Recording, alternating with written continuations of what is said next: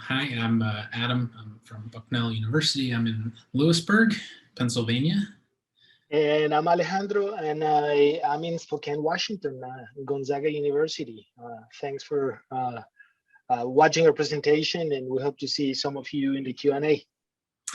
And we'll present our paper that we're co-writing together on neither race nor ethnicity, Latinidad as a social affordance. And just very briefly, we argue that neither the paradigm of race nor the paradigm of ethnicity is appropriate to understand Latinidad or Latinness, and that Latinidad should be understood as a social affordance instead, which will center on the relationship between what Latinx folks do, are done unto, and how they are perceived. And we'll outline further as we go on all of what that means, if you're not familiar with social affordances.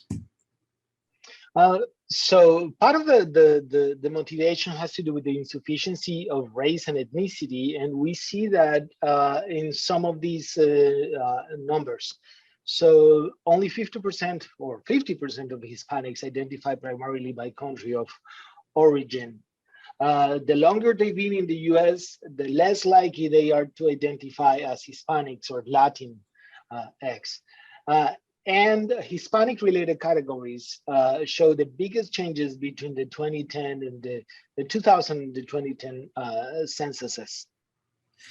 We'll begin right in media res, kind of in the middle of all of this, with those already participating in some way in Latinidad.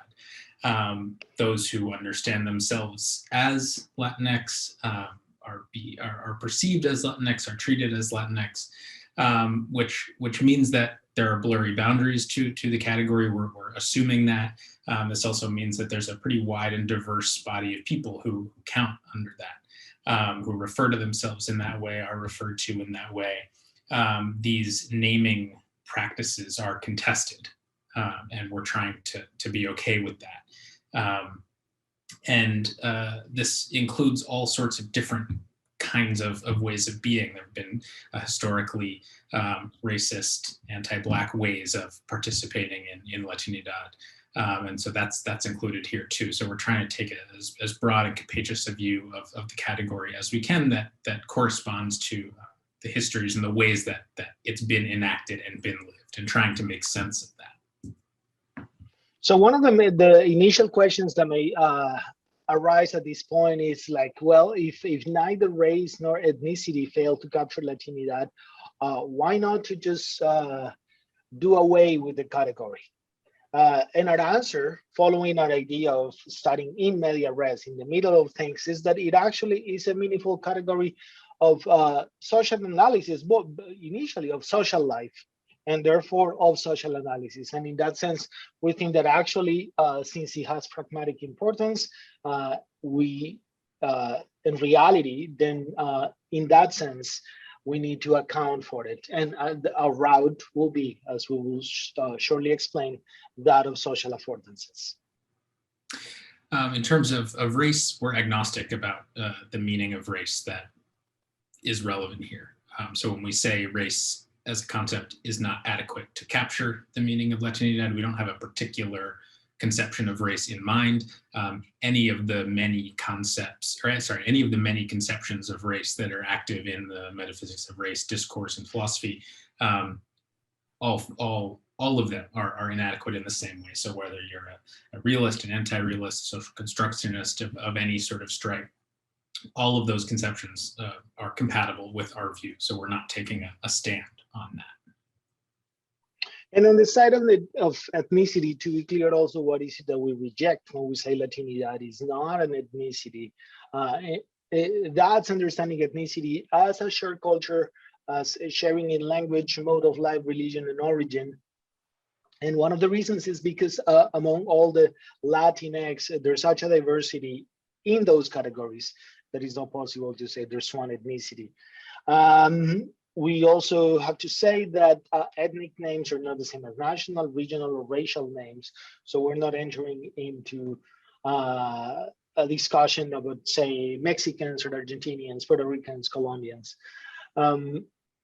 So that's the understanding of ethnicity, and that's what we say is not common to all Latinx people. The first view that we engage with is Jorge Gracia's view of the meaning of what he calls Hispanic, which is a familial historical view, as he calls it. And he argues that Hispanic is an ethnicity understood in a familial historical way. And he understands it then as this idea of extended families that came to be through a certain set of historical relations. And this entails the interaction between, essentially, that comes through colonialism from the Iberian Peninsula to the Americas, and the new form of identity that comes out of that in all of its formulations is what he identifies as Hispanic. So Latinidad, on his view, is this very historical set of relationships. So the other one of the other leading scholars in the mostly the philosophical discourse has been Linda Alcoff, and then she's proposed the idea that Latinidad is race-like and yet more than race. And in a couple of papers and in a book, she sketches the idea of an ethnorace. The idea of the ethnorace is that racialization and race are necessary components in understanding Latinx. But since race works visibly and Latinx are not visibly homogeneous, then there's got to be more than that. And yet there's this tendency to try to racialize that population. When we talk then about social identity overall, we're not trying to just deliver sociological description, but trying to talk about social identity both through a subjective lens and an objective lens, so both self-conception, more traditional discussions of personal identity, but then also this more objective sense about how others, how society, how culture and cultural norms see people, how have communities come to use certain kinds of terms to define people, and then people's self-conceptions occur within that matrix of possibilities. So there's a certain weight on the objective side to what we're doing and how we're understanding what social identity entails. Now we're on to explain the concept that we're going to recruit that we think captures this social identity in the two-way which is described as both subjective and objective, and that's the idea of affordances. Now, it is an ecological concept that loops perception and action. The idea is that we often perceive things in the environment in terms of their possibilities for us. So an affordance, to be defined, is a possibility for action or impossibility for action that the environment allows an organism and is perceived as action meaningful. A very quick idea is that a branch is walk-uponable for a squirrel. Affordances are contextual through and through. They depend on the environment and on the perceiver. On our next argument, and as Adam will explain in the next slide, affordances get more complex and more rich as the complexity of the life of the organism gets more complex. And that's how we're gonna go from an ecological concept that apparently is about the natural world onto a concept that we think works for a category like Latinidad. So just some examples to build on that. Alejandro mentioned the squirrel and the branch. A twig, for example, supports a bird, offers support to a bird, affords a certain kind of support, but might not support a larger animal like a squirrel because it might be too heavy, but also not an animal like a frog, which is a different type of animal that requires different sorts of environments to thrive. A child's desk, for example, does not offer support in the same way to an adult who's taller or a person of a different size. as we shift to human ways of doing these things, we can focus much more on normative, pragmatic engagement, how other persons get treated, greeted, whether ceremoniously or not, discriminated against or not. Those are things that are afforded in certain contexts in some ways and not afforded in other contexts in other ways, depending on who one is, what one's sort of social status or station in society is. One last example, Linda Alcoff writes about Justice Sonia Sotomayor when she was nominated to the Supreme Court and the discourse surrounding her, especially someone like Rush Limbaugh making bigoted comments about her on the one hand, and also the pride felt by many Latinx individuals at her being nominated on the other hand. These are specific possibilities afforded to this conversation by her as a Latinx woman in a specific context. So persons have affordances in the social world, and they also are affordances for others within that social world. We're gonna talk about 4 areas in which we think show how plastic, how all over the place in a way Latinidad is. The first one of them is the fact of hybridity or mestizaje. So this means a number of things.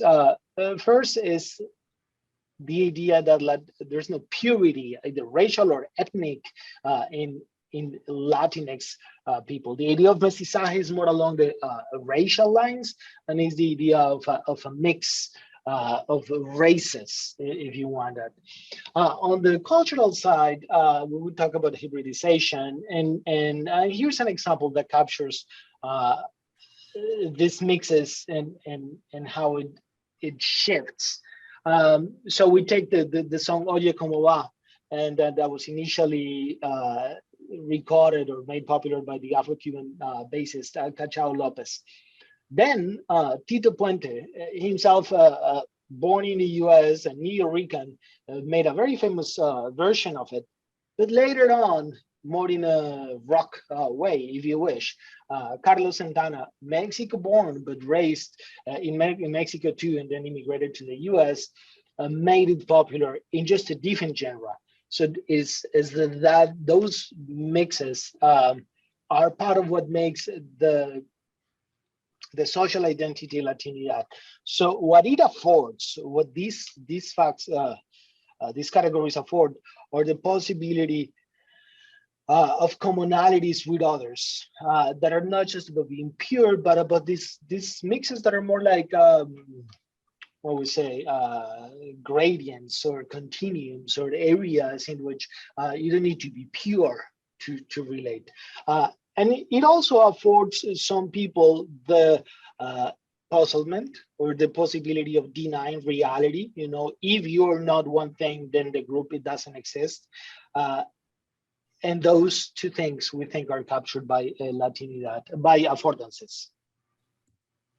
The second is the idea of the diaspora that is such a common experience amongst those who are seen or see themselves as Latinx. And there's a tension there between these different facets of identity amongst the diaspora. Different pockets of the diaspora are very different, have very different ways of being, very different interests, very different sets of commonalities among these different populations. And so the response is to try to negotiate all of these things, to negotiate these different facets of identity. Ophelia Schutte, the philosopher, calls this, emphasizes this aspect of negotiating. She talks about negotiating her Latina identity as a white Cuban woman who was born in Cuba, who lives in the United States. Right, all of these different facets have carry tensions within them that should not be attempted to be smoothed out, but should instead be negotiated in more productive ways,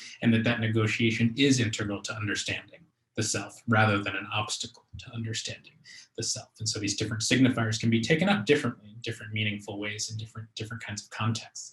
Another way that the diaspora kind of makes itself evident with regard to Latinidad is this idea of borders and borderlands and being an outsider, sort of a vexed relation to the land that affords Latinx individuals a very specific way of living geographically. Gloria Anzaldúa has written a lot about this, sort of feeling like she is embodying this sort of border. And again, not to say that one of those should be embraced, one side of that border should be embraced, but that rather it has to be kept and negotiated in its difficulties. The third is this idea of political horizons. What are the horizons in a political sense for those who are Latinx? And here the appeal of unity has been strong. Cristina Beltran has written a lot about specifically the Chicano and Puerto Rican movements, activist movements in the 70s, for example, and how one of the things that kind of caused them to break apart was their insistence upon, in various ways, the unity of their movements, rather than recognizing the diversity in many different ways within their movements. And so that myth and appeal of unity can be seen at these different levels. One on the sort of higher level of Latinidad or a pan-Latinx identity, but also in these sub-identities, smaller identities as well. And we want to highlight that and emphasize that there aren't really any pre-given needs, interests, content really to the politics that Latinx individuals might take up.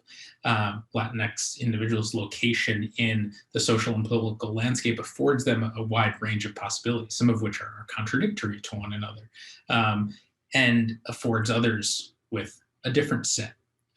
Linda Alcoff has written a lot about how within the recent history of the United States, Latinx folks have been seen as a promise, a threat, been feared politically, targeted economically, all at once. And so this set of potentially contradictory directions can be explained and understood by the concept of affordances. And lastly, following this idea that Latinidad is not just an ethnicity or a race, but rather is about the possibilities or impossibilities in the social space for Latinos about themselves and for others about Latinos or Latinx, we come to a last point, very closely related to affordances, which is the idea that social identities under objective public side, they are based on what other people can see and perceive and hear and listen and smell. And in the case of Latinx folks, we see that what makes others and Latinx themselves to characterize or take someone as Latinx is a certain type of clothing or food or music or accents. So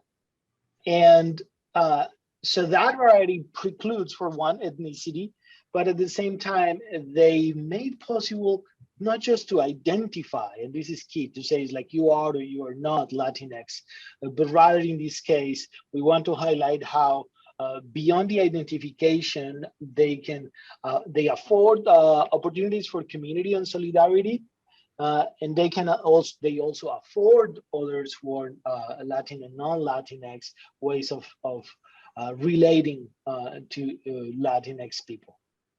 Just to wrap up then, if we understand Latinidad not as a race, not as an ethnicity, but instead as a social affordance, it retains the uniqueness and specificity of all of the aspects of the group overall without unifying it inappropriately, without covering over any of those differences. So this is a deflationary and pragmatic account overall. It's Latinidad then it can be an ascription that we make of others based on a variety of things, especially some of these sensory things that Alejandro just pointed out. It exists in its own specific context because that's where these different affordances are found. So this is about the United States, and this is about Latinx folks in the United States who have those experiences of diaspora and certain histories and cultures and sensory experiences, political experiences. And it's a possibility for action, for solidarity, perhaps, but it's a way of understanding what sorts of actions are taken and can be open to certain people. So thanks very much, and we look forward to your questions at the conference.